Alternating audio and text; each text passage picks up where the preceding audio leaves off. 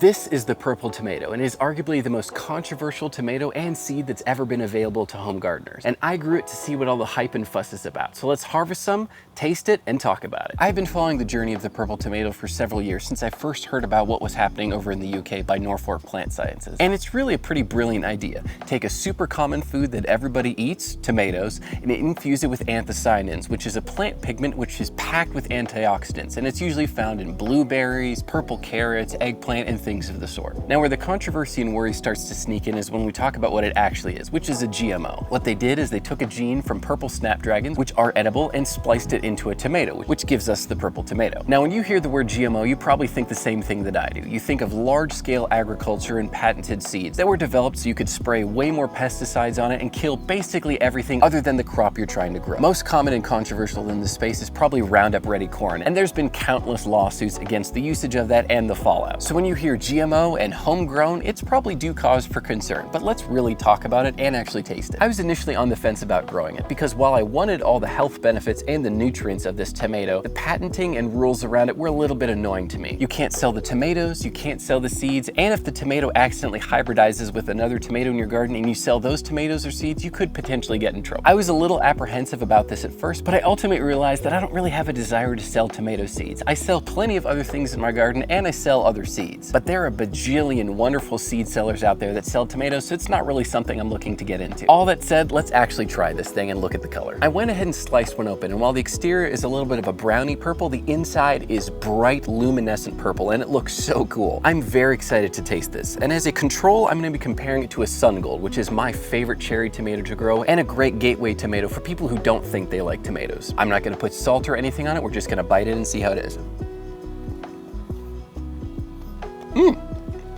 It's a very deep, rich flavor.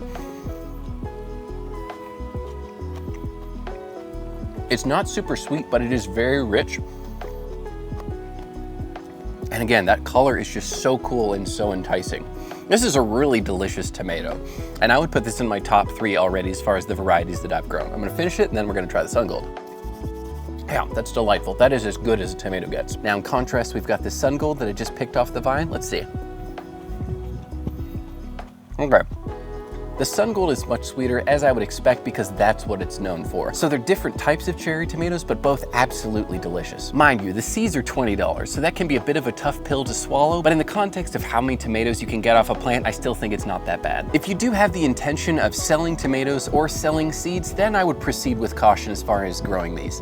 But if your goal with your garden is to just produce nutrient-dense and delicious produce for your family, your friends, and your neighbors, I think this is a wonderful addition to add to your garden, and I certainly will be growing it more going forward. I grew all of mine in containers, particularly in earth boxes, which I just love growing tomatoes in because they keep enough water available at the bottom of the reservoir and just produce a ton of tomatoes for a very small footprint. So whether or not you should grow it is really a question that only you can answer. It's a delicious tomato, it grows super easily, and it's packed with nutrients that you wouldn't otherwise get from a normal tomato. That all being said, I do want to know what you think, so make sure you drop in the comments and let me know. Is this something you grow? Should we have more plants that have added nutrients like this, or are all GMOs bad and this shouldn't even exist in the first place? I'd love to hear your thoughts. Thanks for watching. Make sure you subscribe, and I'll see you on the next one.